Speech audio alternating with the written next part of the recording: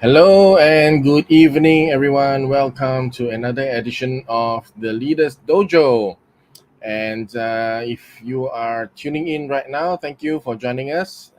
And let us know where you're tuning in from so that we can say hi to you. So, tonight we have again on the show Vimala Suppiah, one very charming lady that I've had the privilege to meet over coffee. Was it last month or 2 months ago? And we just hit it off so well since the first Leaders Dojo, and we have a lot of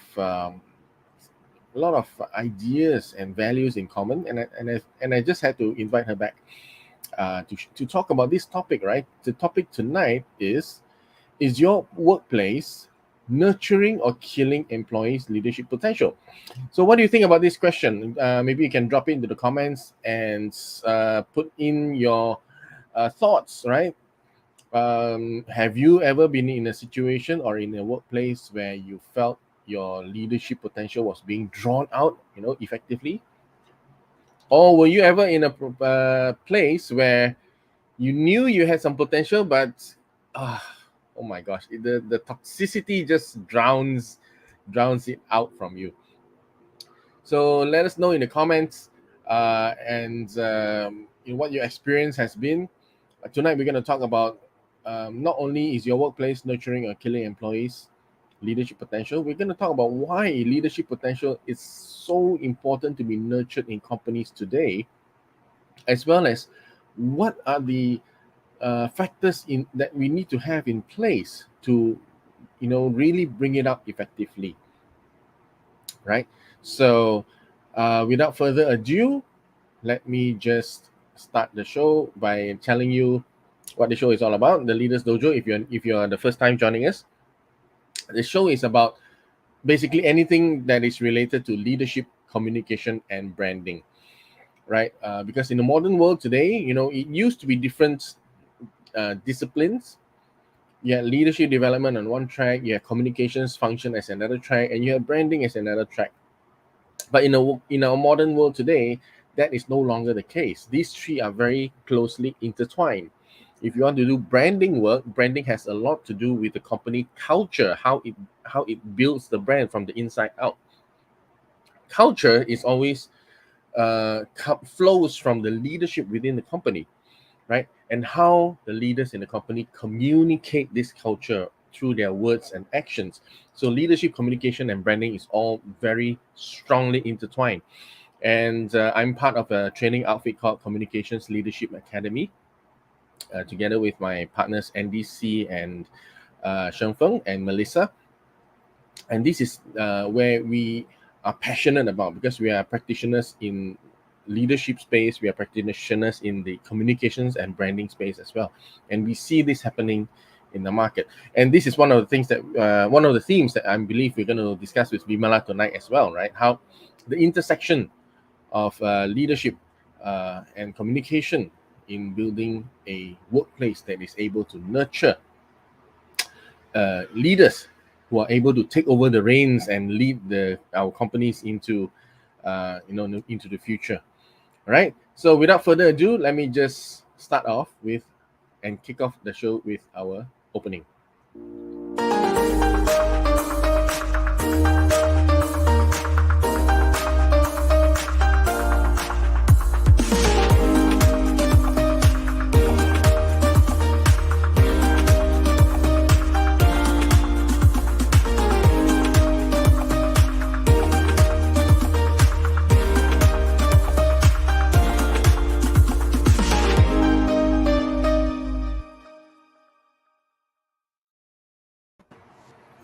Hi, Vimala. Thank you for joining us again tonight on the Leaders Dojo. Very, very honored to have you. Hi, Chee-Seng. Thank you so much for inviting me yet again, second time.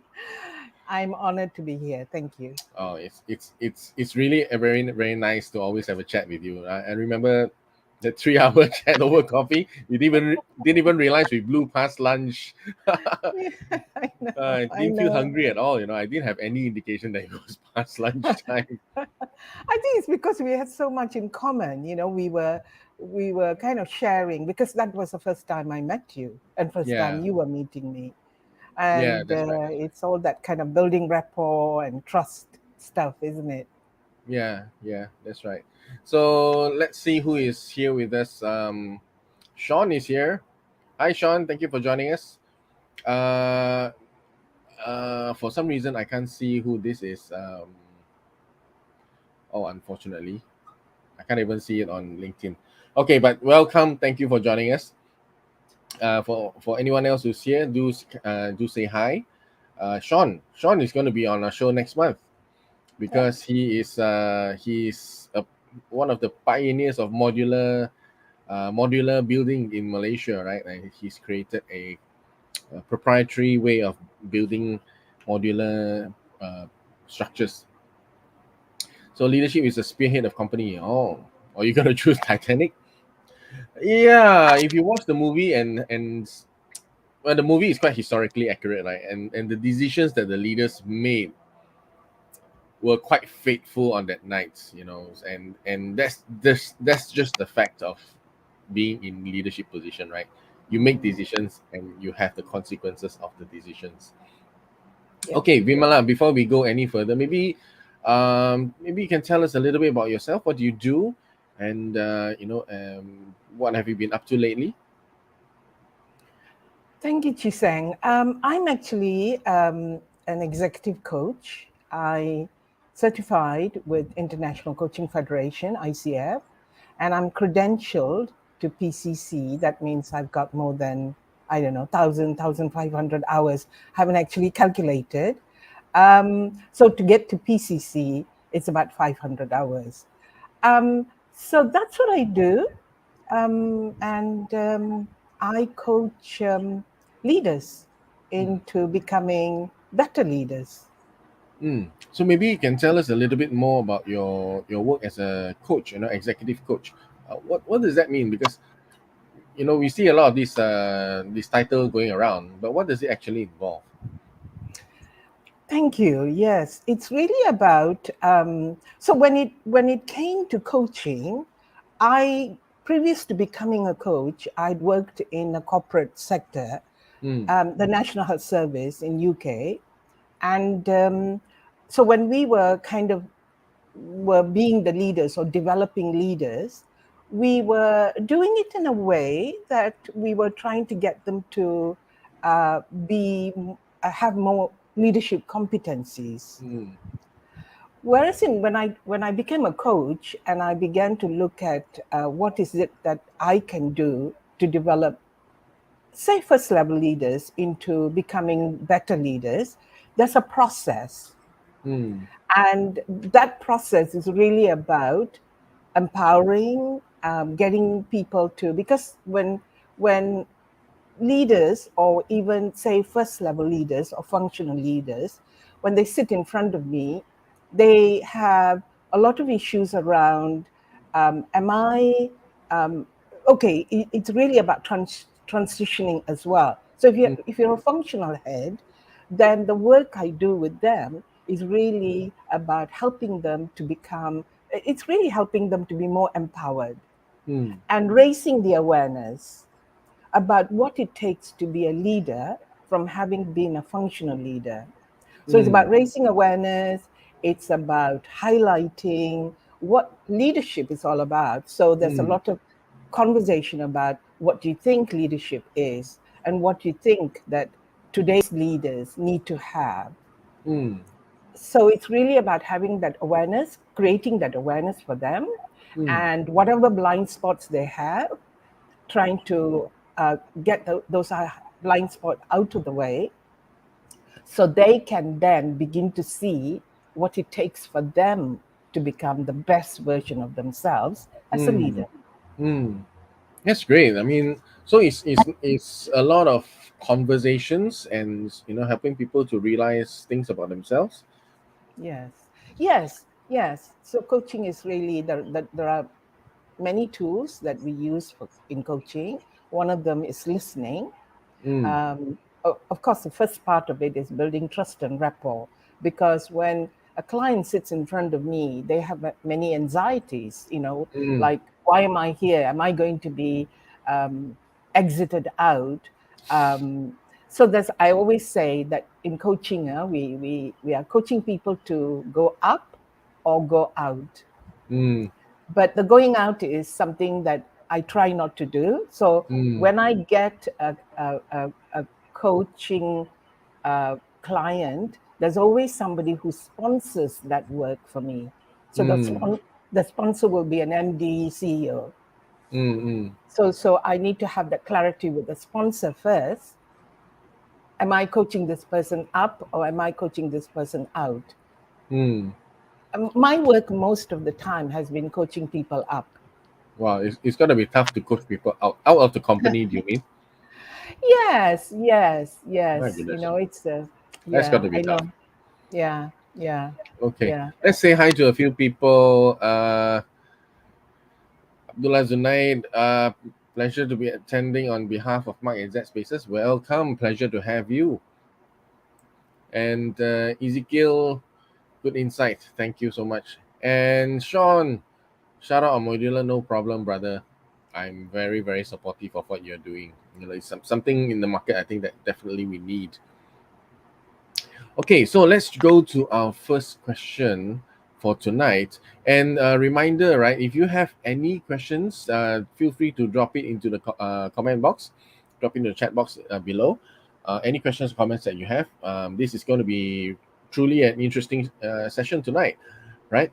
So, what do you think about how effective leadership development programs are in delivering company outcomes?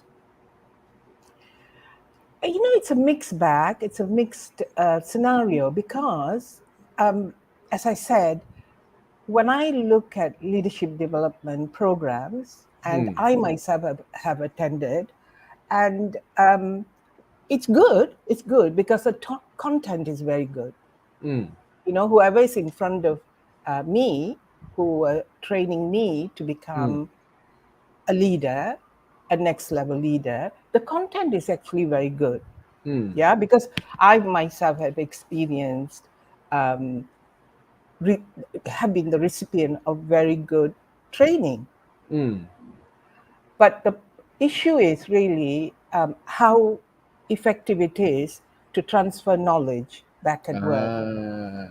Right, right. So, I mean, you and I'm sure you as well, have attended training, and you Mm, get all this buzz, you've got all this fantastic, amazing insights, and you want to carry it and you want to implement it back at mm, work. But mm. what happens? You go back to work, there's maybe 150 emails to look at first. On a low And day, right? There'll be that's 150 right. emails. That's right. That's right. And what you do, you have a file. Yeah, they give you beautiful files. You put it up on the shelf, and you get carried away. Well, you get sucked into what you need to be doing, which is Mm, answer emails, meetings, sorting out mm, issues. mm, And you never have, in the initial buzz you have, mm, it disappears. mm. Would you say that this is this is the general trend in the talent development landscape in Malaysia? Would you say that? I think, as I say, it's a mixed bag, because if the company is sending you with an intent for you to come back and implement some of the good stuff, then the Mm, conversation would take place between the person who sent you, your, mm, your boss, and you. mm, And if that conversation takes place, which is, okay, Chee-Seng, you've had this amazing, I've spent all this money on you. mm. What is it that you've learned, and what is it that you can bring into the organization? Right. Then it gives that person an opportunity, together with the sponsor or the leader or the CEO. it gives Mm, it gives an opportunity for them to say, oh, okay, that's something we don't have in our company. Would you like to implement it? mm. That would be the ideal scenario. Okay, that's the ideal. Uh, That's the key operative word, the ideal. But generally, do you think that this is, being done? These conversations are being had, across the company sponsoring trainings. Okay, so I can only go by. I have never worked in corporate Malaysia. Mm, So for 30 years, I lived and worked in UK, and then when I came back in '97, I didn't want to work. I didn't want to hold anything to do with corporate world. So I ran a kindergarten for 10 mm, years, and then I became a coach. mm, So when I left Malaysia, which was in the long time ago, I I worked as a part-time teacher. So I mm, haven't worked in the corporate sector in mm, Malaysia. So I need mm. to kind of bring that out. Okay. But the what I see now and hear is what's coming through in LinkedIn. Mm, So in LinkedIn, I hear um, people get recruited, especially the younger generation, mm-hmm, and they have amazing ideas, and then they get into workplace, and none of it is acknowledged or recognized, mm, and that is such a downer, for mm, people. So in the kind of talent development landscape in Malaysia, I am still not very clear. Maybe there are some very good companies mm, that have a talent development strategy. mm, So they can send their talent to be developed, or they might be doing in-house talent development mm. with the purpose Yeah. of utilizing their talent, their expertise. So if there's Mm, a talent development strategy built into the organizational business strategy, mm. Well, that then would be really ideal. I know there are some companies who do that, right? There is yes, there is a pipeline from executive to CEO of yes, pipeline of development. yes, that's right, that's right. And that might be within the multinationals, maybe. Mm, But as far as Malaysian companies are concerned, like Air Asia or Astro, um, I'm not sure really. mm. Okay. But yeah, but I think there's good work being done. Yep. Yep. Yep. And we will come back to that in a moment. Just let me shout out to a few more people. Chimin, very glad to see you here every time. He is always here, and I really appreciate it. And hi, thank you for joining us. Okay, let's take a question from Abdullah. Mm. Is there a recommended matrix for management to select, decide, and nurture new leaders ready to navigate the fourth industrial revolution, post COVID, and the new wartime era? New wartime era. I hope we are not in the new wartime era. I hope the Russia-Ukraine conflict is just temporary. Yes. Ah, interesting question. Very well put. Is there a recommended matrix? Um, do we need a recommended matrix? Hmm. So really, very interesting question, because the question is really about how do we select talent? Hmm. How do we nurture them? How do we make decisions to nurture the talent for the future? And the Hmm. future is really about for IR, after post COVID. Yes, the Yeah. landscape has changed. We cannot go back to what we had before. Everything has changed after COVID. The great Yeah. resignation has happened. Yes. So it is up to us now to develop that matrix. Hmm. So this is where decision making and C-suites have to come together and say, And what is it yeah. we need? And I think you hit on something very true, right? The world has changed so much. So whatever matrix that we were using last time probably doesn't apply anymore, right? Society has changed so much. Yes. So we will need to have new conversations, Yes. probably new expectations, especially, yes, with the great resignation. We were talking about this also, right, just now, Vimala. Yes. Yes. Mm, Yes. It's a new world, it's a new world order. mm, We cannot go back to what we had.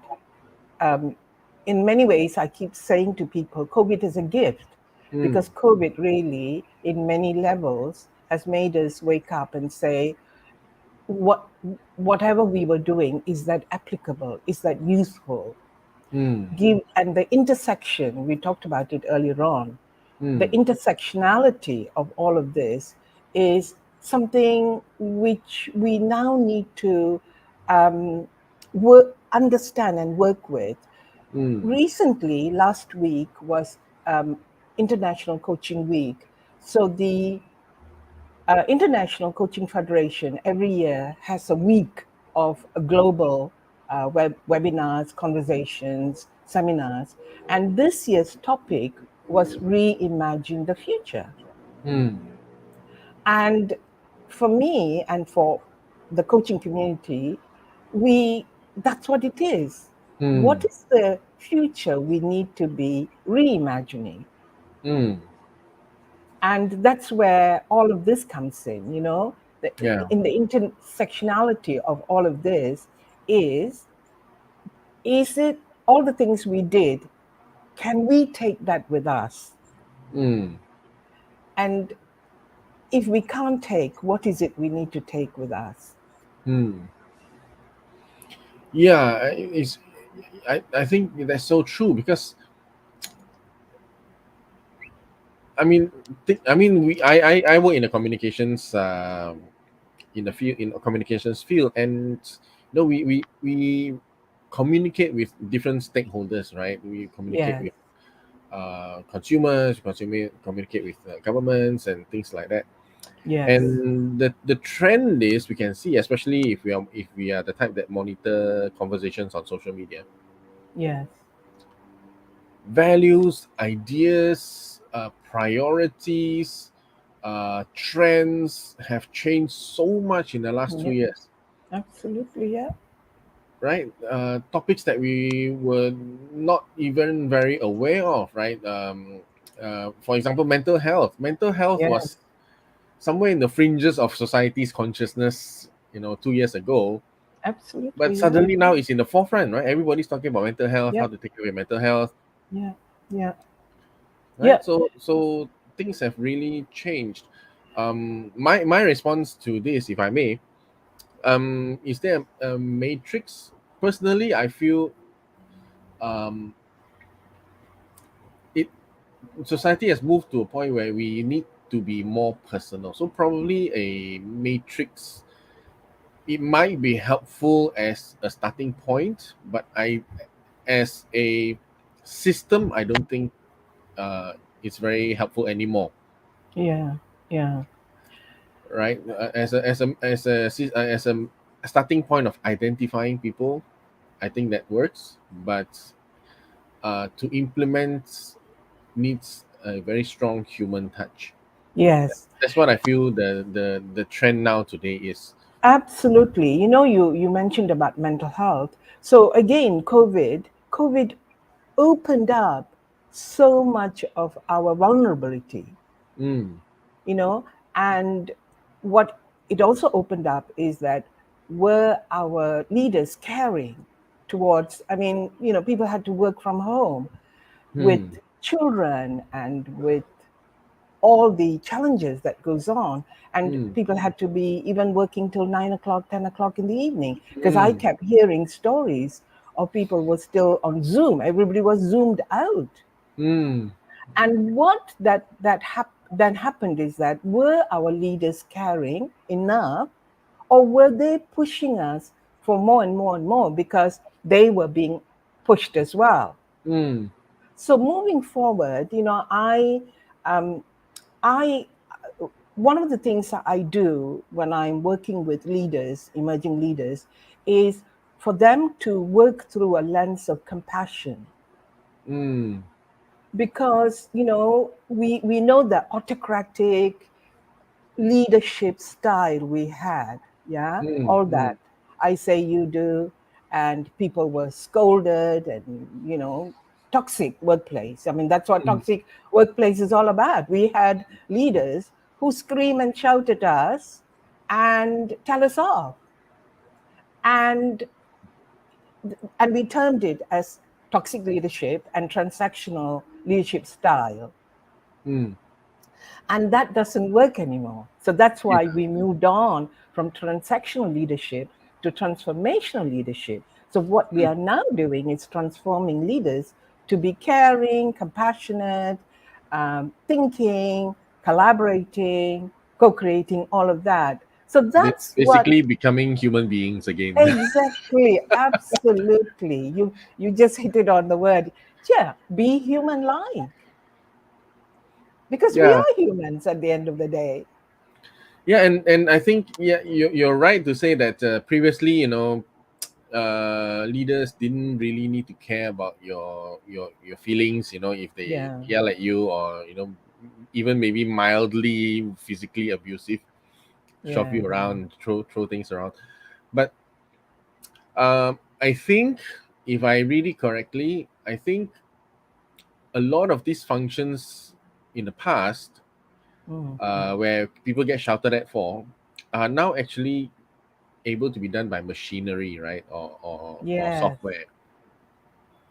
So people don't need to do the drudgery, the work that is the drudgery of this menial work, so to say. yes, Whereas yes. previously, when you still needed to depend on people, and people depended on employers for their livelihood, That's right. Yeah, you could get away with that kind of environment. But now, yeah. that's there are so many choices of employees are being replaced with automation, and Mm, and people expect to be working in higher level capabilities. yes. People are just not willing to be treated as a piece of the machinery, not anymore. That's right, and that's the awakening that we all need. Even in talent development space. Mm, What is the talent? What are the capabilities mm, people need? How to leverage upon it, and mm, how to take them forward. mm. Yeah. So that brings me to my next question. Why is it important to invest in young employees' leadership development, right? So, I mean, as an executive coach, yes, we normally talk about executives probably in their 30s, 40s, 50s. But why is it important to invest in young employees' leadership development? Great question, Chee-Seng. It became my. I don't have children of my own, so I have nieces and nephews, and here I am running around coaching leaders. And what I started noticing in LinkedIn one day, I was browsing through. Somebody had posted about the millennials. This is Mm, some time ago when the millennials were millennials and disrupting the workplace. And somebody had posted something kind of negative, and we always have said they are entitled, they want to come to work in shorts, and they've got their mobiles and mm. all of that. So I started reading, and most of the comments were all about bashing the millennials. And I was really quite intrigued by it, because it was really quite interesting. I don't hear it anymore, I must say this. It was that time. Mm, I don't hear it anymore. I don't see it anymore either. So I got very interested in what is it, because I didn't know what is a millennial, because I'm coaching, blah blah blah blah. And so I had to go and look up what is this thing about millennials, and what are they doing. mm, What are they doing at workplace, because they were, of course, in the workplace. And it was fascinating, because what I discovered is something called generational diversity. mm, So I then started getting more into it. And what I realized is that generational diversity wasn't being addressed, but bashing the millennials was a way out. Mm. The So then easy when I way out, right? Just complain yes, about them. yes, yes. Then when I started reading about why the young talent, the revolving door, Mm. that was also something that was happening at that time.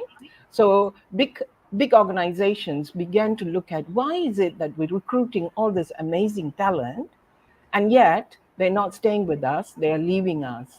Mm. So they then looked at the culture of the company. Is it conducive for them? And that Mm. led all the way up to baby boomers and Gen X's Oh being. no. I know, I'm a baby boomer myself. And it led up to there. And what it said is that we were being rigid, because, and it's not a fault of us, because that's the way we were trained. We were Yeah. trained to be Follow the machine, autocratic. right? Yes, yes. And so I started looking at what is it about the baby boomers and Gen X's that wasn't allowing them to be opening up or understanding the millennials' way of wanting to be. Mm. And also, technology had kicked in. For them, that was their playing field. Mm. That's right. And so I looked at why is this different generations. So the different generations have their own experiences Mm. determined by life experiences as well. Mm. So there was a clash when that's why the generational diversity became quite fascinating for me, because there was actually biases. There were many Yeah. biases also from the millennials. Yeah. And I did I'm a glad you said that workshop. because Yeah, because there tends to be a very black and white evaluation of this issue, on either side of the fence. that's right. Yeah, yeah. But to answer your question, why is it important? Only because 75% of the workforce, or even 80% of the workforce, is going to be made up with Gen Zs and millennials. Yeah. Yeah. Well, the And millennials have that's now that's become. reflective of the population trend in Malaysia, right? If I'm not mistaken, Yes, 60+% of our population is under 40, that's something like right. that. So Yeah. we are a young nation. We are a young nation, and Yes, yes, imagine if young people are not well developed in their leadership skills. yeah, What's going to happen to our businesses, our economy, our yeah, politics. yeah. So that's when it came. And Southeast Asia itself, is a young. Um, the population is younger, Mm, and compared to Europe or UK or America, they mm, have an aging population. that's right. That's Um, right. whereas Malaysia, Asia Pacific, we have a younger population. So developing that younger employees leadership, it's going to be so crucial. Yes.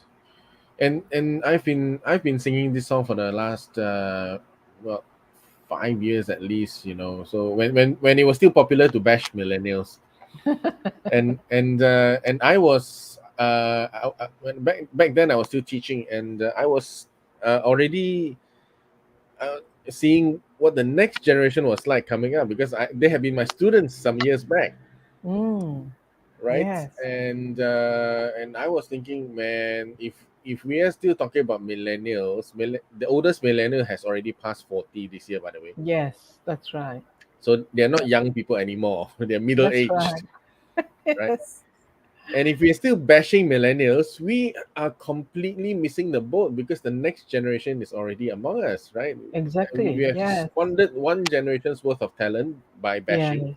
yes, And how ready are we then to develop the next generation that's coming online now, right? The 20 yes, somethings who are yes, graduating. And if yes, we had not done enough effective work to nurture the millennial leaders, how are yes, they then going to nurture exactly. the next generation coming up? Absolutely, yes, yes. And Yeah. that's the organization. So this all comes back to the structure that we have. Does it allow, does the structural, does it allow for the 40 Mm, something who need to be mentoring and coaching the younger generation? Do mm, they do they even have those capacities to mentor and mm, coach? Because that's the other thing about all of this. When we look at younger generation, they don't want to be they might want to do team building with games because it's fun. They like mm, gamification stuff. mm. But what they prefer, according to research, what they prefer is to be coached and mentored at Yeah, workplace I and believe given so. Yes. opportunities to be project managing. Yeah. And that always didn't sit well with the older generation because we kept Because saying, who, it you know takes a what I lot of mean? time. Who's got the time to do this kind of things? We want to Exactly. make money. Exactly. And the other thing is that what do they think? Who do they think they are? Oh my I didn't goodness. I didn't do all this when I was young. I just followed what my boss told me. And these Yeah. people come along and they say they want to be project managing. So there was a lot of biases. This is what I Yeah. discovered about the biases, which Yeah. which we need to understand and remove in order to make sure that the talent pipeline is is ready for the future, because the future is something else. And what you said really reminds me of the time when I was teaching, because the program that I taught, I shared with you, we we we taught maths and English, but our approach was not to teach the math and English. Okay. Our approach was to coach the child in order to be able Hmm. to handle the work. Right? Right. We didn't want to teach the content. We wanted to raise the child's ability to do the content. Fantastic. Right? Yes. So and I realized, because I've been teaching for over 20 years, and I realized that my thinking has changed. Right, back in the old days, it was just do this, and the child was like, I fear you, so I do this. Right. Yes. Those Yes. were Yes. those Yes. days. Yeah. But as society changed, and that was 20 over years ago. That was when I was teaching Okay. the millennials. Right, as society changed, I could notice that this kind of way doesn't work anymore, right? With kids and No who were way. millennials at the time, in Yeah. the late 90s, early 2000s. Yeah. And what they really responded to was if somebody understood them, Yeah. Yeah. right? That's where Uh, nurturing comes in. yes. So even as kids, there was this trend. So if somebody understood them, if somebody noticed them, Mm. the work can be tough. They can be crying and struggling through the Yeah. work, but it's okay. Yeah. I know you're with me. It Yes. was like Yes. that. Yes. Right. And just very recently, in the last few years, it has changed again. Right. So that is not enough now for the 10-year olds and thereabouts children. And this will be the Yeah. next generation coming out in 10 years time. Right. Absolutely. Yeah. That is not enough anymore. What the kids today that I've coached, they need a lot of affirmation. They need a lot of Yes. Yeah. tiny micro steps, affirmations along the way. Yeah. Yes. Yes. Right? They need a Yes. lot of encouragement, and they need Yes. a lot of assurance that the step that they've taken now is correct, Yeah. and is continue to be correct, and if as they go along, so that there's no longer the past trend of set and go. Yes. Might have worked like 30, 40 years ago. 20 years ago, it's set, and well, you got to manage it. But now Yes. there's no such thing as set and go anymore. Right now, it's like every step, every moment, monitoring, affirming. Yes. Yes. Right. Yes. So that's the trend that I see, and that's why I feel, and that's actually one of the reasons why I started this show. Right, because these conversations need to be had. Right, Absolutely. and if we are still millennial bashing, and then we are wondering why this new Gen Z 20 somethings are like this. Oh, wait another 10 years, then you be Yeah. in for another surprise. Yes. Yes. Yes, and you bring out something very important, which was your teaching or nurturing children, and it's the same in the workplace. The nurturing needs to happen because that is the environment that they are coming into. They're coming into an environment which is the parenting has changed, yeah, Mm, from my day, where you couldn't, you got bashed if you said mm, something, or punished, fear, yeah, all of that. So parenting has changed to a place where parents became nurturing. mm, And my sisters, they've all got amazing children, adults, and their parenting, when I see, of course it was a mixture of discipline and all of that, but it was really about the parenting was being a friend, a mentor, mm, because they needed that affirmation. So mm, when all of that experience of the young people, they come to a workplace, that's what they're expecting. mm. Yes, And that, and I did mention this to some people before, and I got a lot of pushback. That's not what I'm supposed to do. And then it's not fair for people to experience. What I meant was, in the workplace today, in the leadership today, um, you don't have to nanny them, you don't have to yeah, baby them, but yeah, yeah, some aspects of a parental role yes, uh, has to be present in the workplace today. That's what I feel. absolutely. I mean, I always say this, you're a parent at home, yeah, and you come to work, and those people in front of you are also expecting. And so so it's very interesting because I'm not a parent.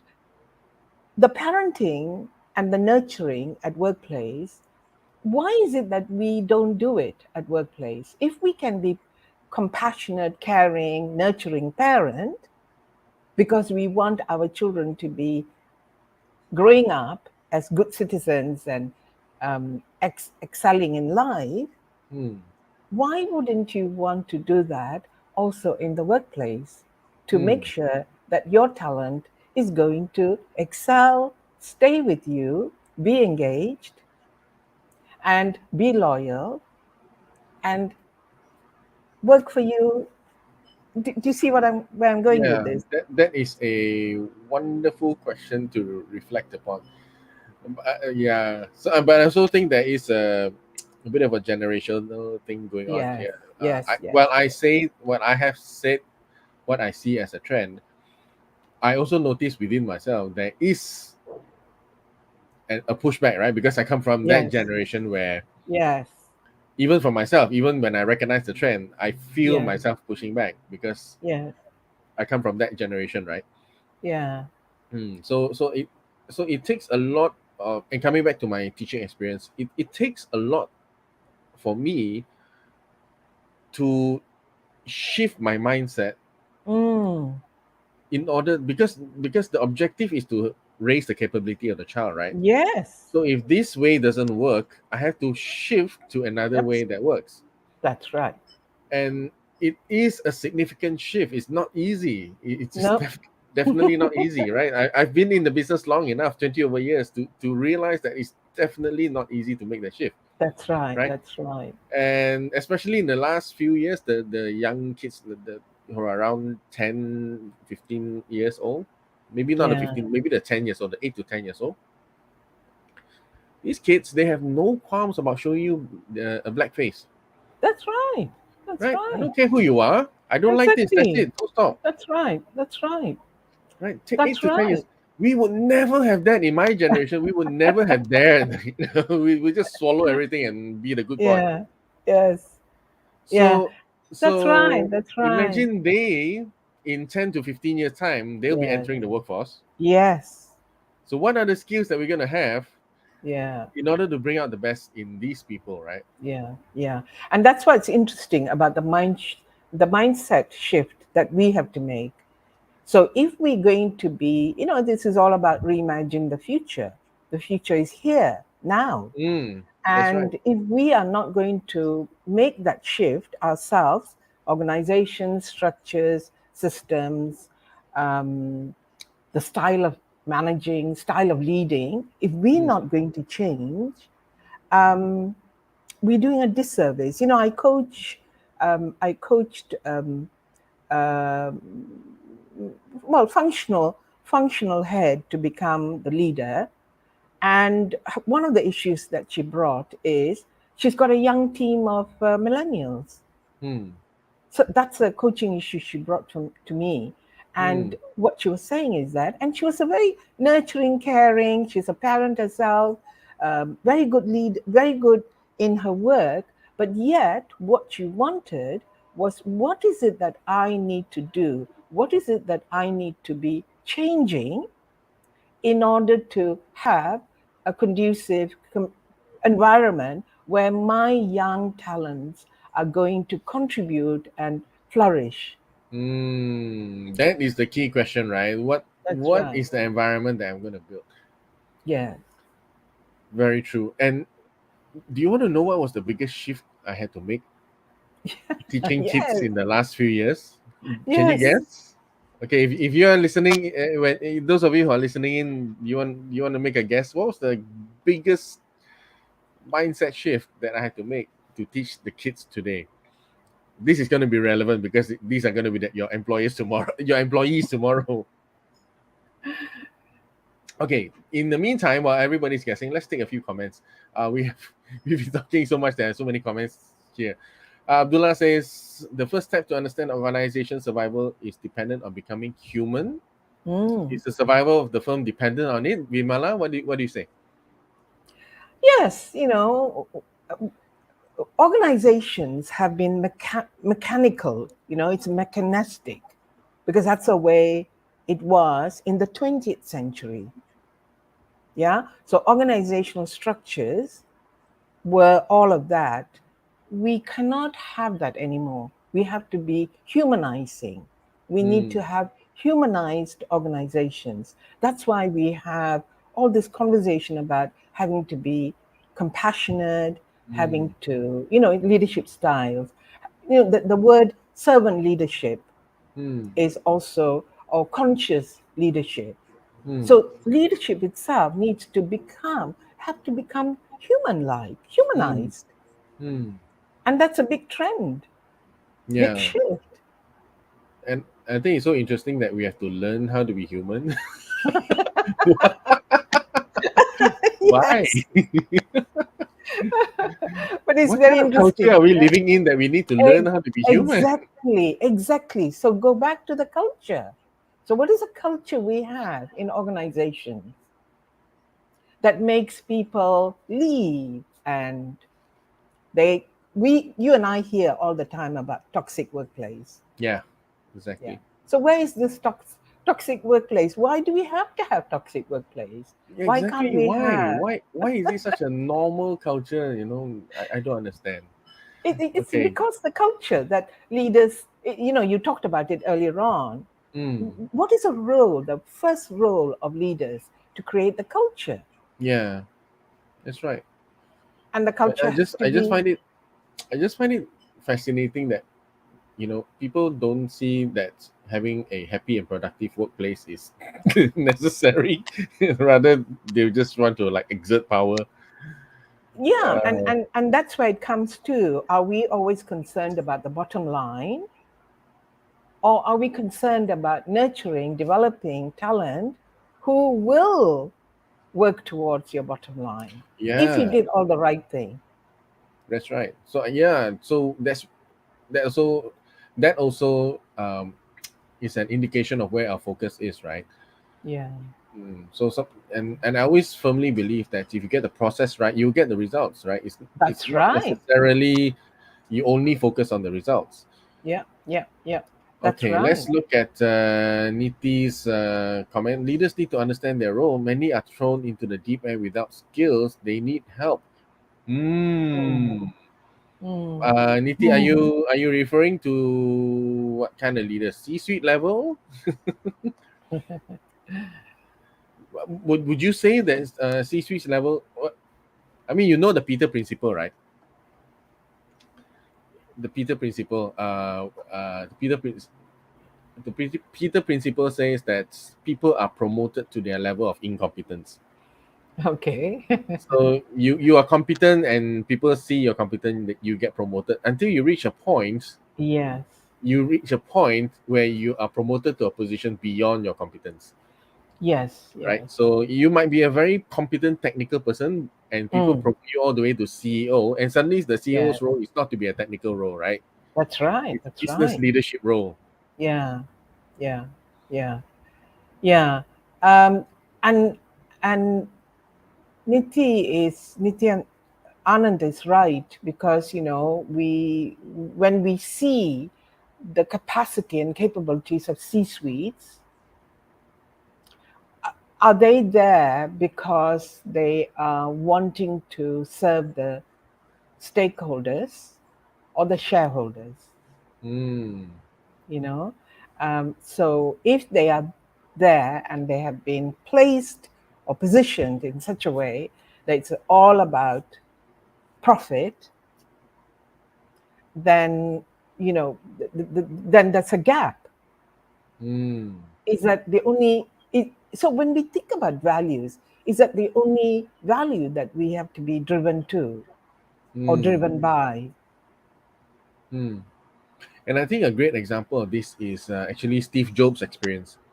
Yes. When he was kicked out of his own company, Apple, Yes. Yes. and Apple languished because they lost Jobs' vision.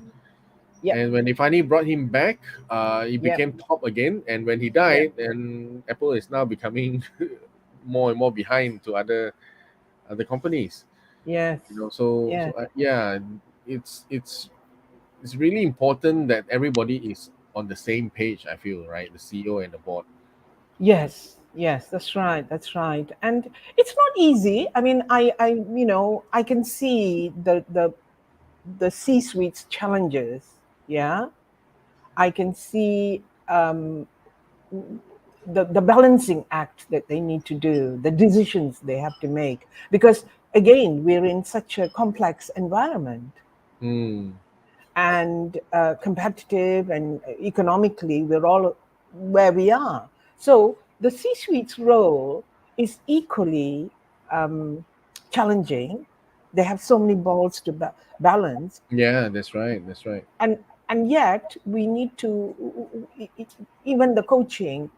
I coached an MD in this project, and what it was all about is that for him it was people development. What he wanted, it wasn't about the profit of the company. It was a manufacturing company, Mm, Japanese manufacturing company. It wasn't about the profit. He was a very human um, MD, if I can put it mm, that way. What he wanted, and what he wanted from me as a coach, is to humanize the company. It was actually a very toxic place when I mm, went in there. And mm, because I had these conversations with him, and he was in the coaching project, mm, he began to see that it wasn't the profit that was needed. He himself wasn't going to be driven with that. He came mm, down and said, "It's my people. I want my people to be well and good." And he was so progressive. There is something called time to think. It's mm, actually a coaching tool. And Time to Think by Nancy Klein. She came along. She's a well-known coach. She came along and designed this Time to Think, which is mm, where we allow the person, as a coach, we allow the person to think in that space of coaching. And when they mm, are thinking, they are empowered. mm. And Yeah. what MD wanted, he told me, he said to me, "Wilma-san, I want all of them after lunch to take 30 minutes and just sit down and think." Mm. It's probably a Japanese way of Yes. working as well. Yeah. Yes. It's very Japanese because the program that I taught is from Japan, And this Okay, is good. very typical, right? Sit down and think Yeah. about it. Sit down and think about it. Yes. Yes. Because it's only when people are thinking they can be creative Hmm. and find ideas. Hmm. Okay, let's look at Abdullah again. With every new trend, there's a lot of scammers who misinform young talents posing as experts. How do we help the new generation self-determine credible learnings? Oh man, good question. Hmm. Scammers, young talents posing as experts. I suppose there is the other side of the coin where young people, you see, it's a dilemma, because young people are confident, they want to be CEOs and they want to be this and that, and even my little grandchild Hmm. has ambitions, high ambitions, and then they grow up and they come into workplace or wherever, and they then want to be seen as experts. Now we Hmm. can probably say it's a bit big-headed, Hmm. yeah, but we can't blame them because that's the environment we all are living in. There's Yeah. so many young YouTubers saying they're experts, Hmm. and they can make so much money by doing this. So young people are influenced by all of that. Hmm. So yeah, so I think it's a dilemma. It's something we need to be looking It at. is. It is. And you and I have spoken about it as well. Yeah. There are lots of people who are gurus, and you know, But I think one way around this is to really again be human, right? Because when you yes, have a relationship that you're able to have a dialogue about these things, yeah, um, and I feel those lines of dialogue need to be open so that when we have an opinion, people don't just dismiss us as, oh, you're a boomer, you don't understand my generation, right? yeah, So if those lines of dialogue are open, at least there is a possibility of conversation being understood, right? yes, Respectful point of views, you yes, know, um, and but I feel this takes time because we live in such a fast-paced world. Everything is very black and white, and it's easy to be dismissive. yes, Yeah. yes. But I think we need to address Abdullah's question. How do we help the new generation to self-determine credible learnings? That's an interesting question. If you ask me, probably the memes you see on social media are not great, not good sources of learning. That would be my first starting point. Okay, okay. But I Yeah, think I think it still comes back to that conversation. So I mean, I have my go-to thought leaders, right? Jordan Peterson, Simon Sinek, Seth Godin, yes, yes, yes, right? So these are yes, really, really very sensible people, right? But yes, they really are at the same time very forward-looking. yeah, So, but these are important to me, right? In my generation, all of them are 40s and 50s, yes, yes, yes, 60s. yes, Sorry, all of them are 50s and 60s. yes. So, um, if I want to say, look at this person to a 20 something, they Mm, don't have the same thinking, right? This is your generation. It's not nothing to do yes, with me. yes, yes. Um, the way I see it, if there is some line of good conversation open, Mm, well, at least people will consider it, right? yes, yes, Mm. yes.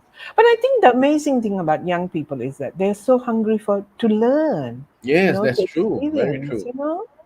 Whereas in I mean, I remember being, I don't know, 2025, I was like, oh, all I want to do is to party and do this and do that. And when I watch young people, especially on TV, they commenting, they Mm, doing stuff, and they are experts in whatever they're doing, and they are mm, able to share that. I'm always fascinated by the very young generation yeah. who are within that specialty of, say, finance or economics, and they Mm, come along. and they're interviewed by, that tells you that I watch a lot of TV, but I like to watch certain, dialogue kind of sessions, and young people come in, Mm. you know, And, and they're so and yeah, knowledgeable. yeah, exactly. So I think this question follow up from Abdullah. Yeah, Management's decision to identify and integrate these new factors to integrate new workforce. yeah, Dialogue of experts. How should we deem the possible experts' eligibility most probable to guide us? Wow.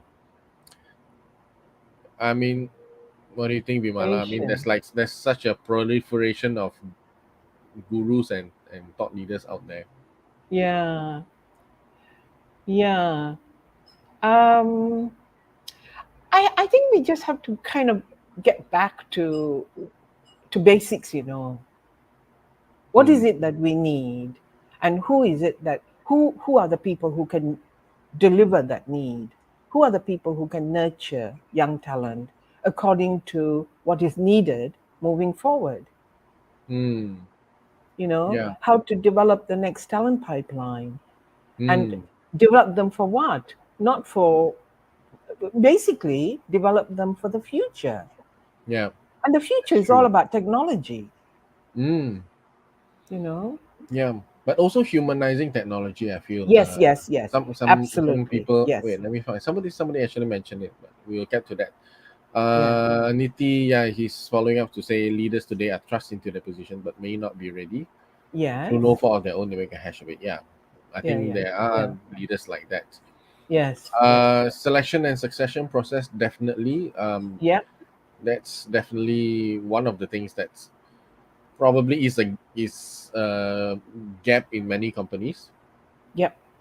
Okay, Yep. I think people are trying to guess what's my Oh major yeah. Yeah, yeah, yeah, yeah. major mindset shift. Temper is definitely one of them. Not the most major one. Definitely one of them. Can't scold kids anymore. But I found a way to scold kids. I found a way to scold kids.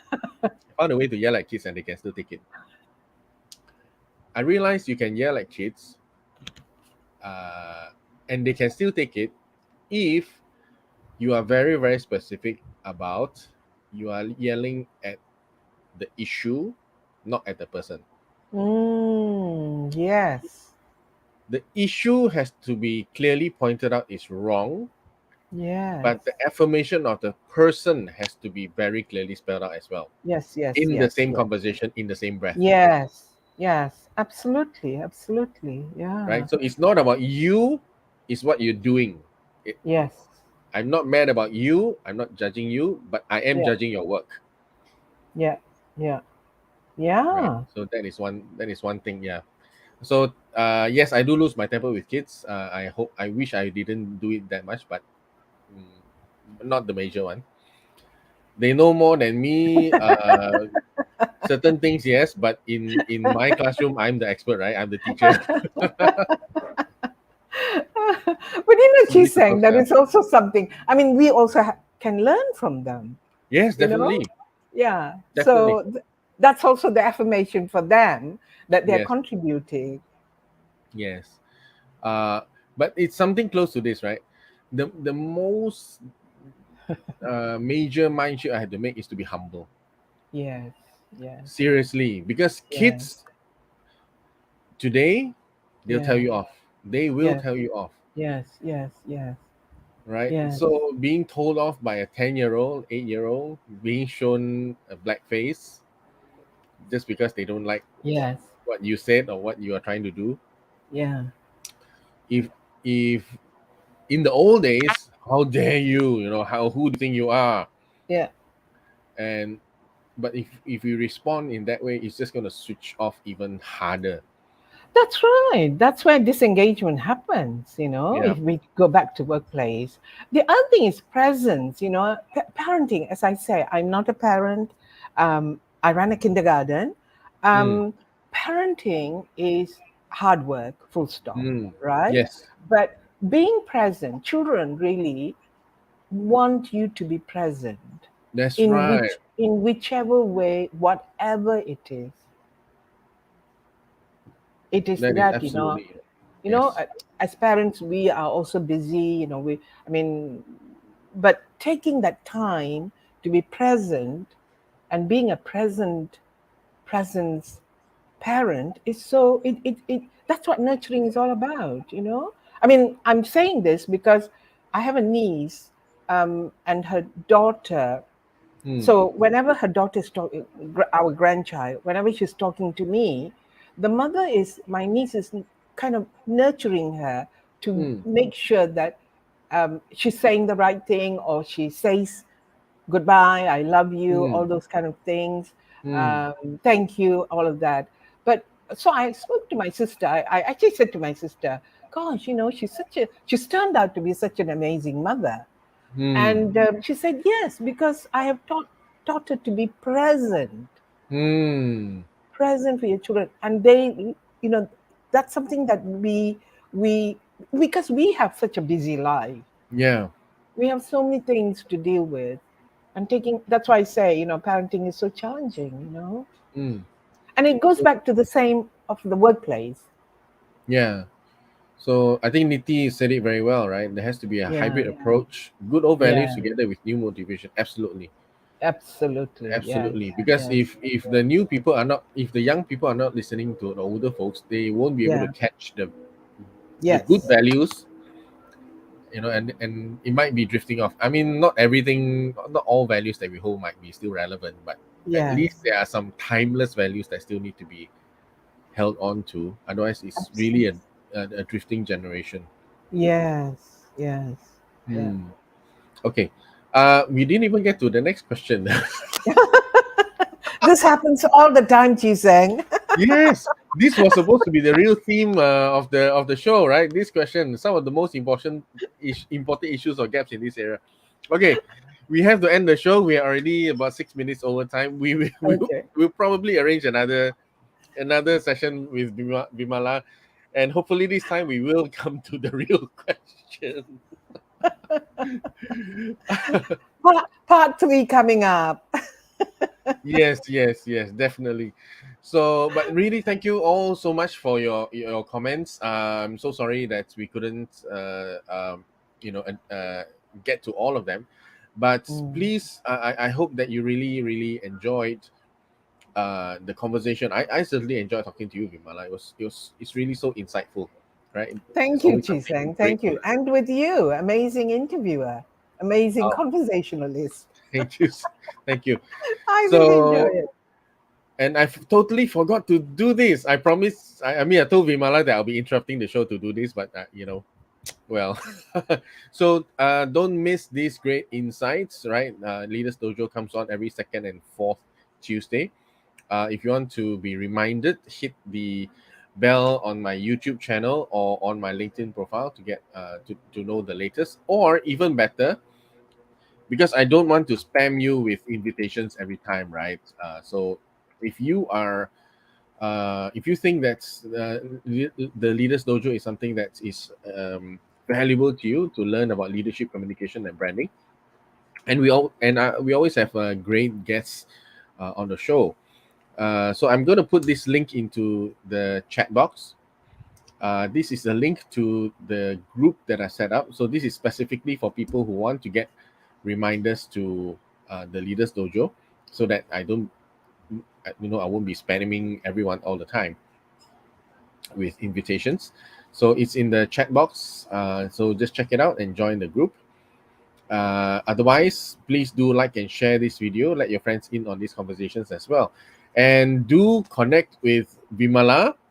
She has a lot of great insights that she posts on LinkedIn as well. And definitely you can have some great conversations with her as well, either through the message function or on, maybe come up with coffee. Okay. Thank you, Chisang. So, oh, Alicia, you're here. Hi. Ah, I remember Alicia is a millennial. yeah. Oh, really? Okay. Yes, and somebody who is very, very passionate about nurturing the next generation. Right. Okay, Abdullah, Three personal questions. 3 questions. Could Oh, got in between top management and empowering. Okay, yeah. Any advice on aligning the two generation? Wow. And aligning the two generation, quick plug. I do a half day. I used to training, experiential training. I bring all the generations into the room, and I start getting them to look at what are the biases, and then look at how we can work together. So it's called Elephant in the Room. It's just a quick plug. I haven't done it for a long time. I did it before the COVID. Um, So so yep. So Abdullah maybe can connect with me and yeah, I Abdullah, can maybe share with connect with him. Vimala and find out more about this. Definitely, Yeah, it's something worth checking out, right? It's really interesting to start the conversations. yeah. All right. With that, thank you everyone for joining us, and thank you very much, Vimala, for coming back on the show. Definitely, part three is in the pipeline. There's still a number of questions here that we in the comment section that we have not answered. We might move that to part three. But in the meantime, thank you for a great session, for your interaction, and don't forget to subscribe. Join the Leaders Dojo group to get reminders. In but for tonight, good night and have a great day tomorrow. Thank you, Chee-Seng. Good night, everybody. It's been a pleasure being here.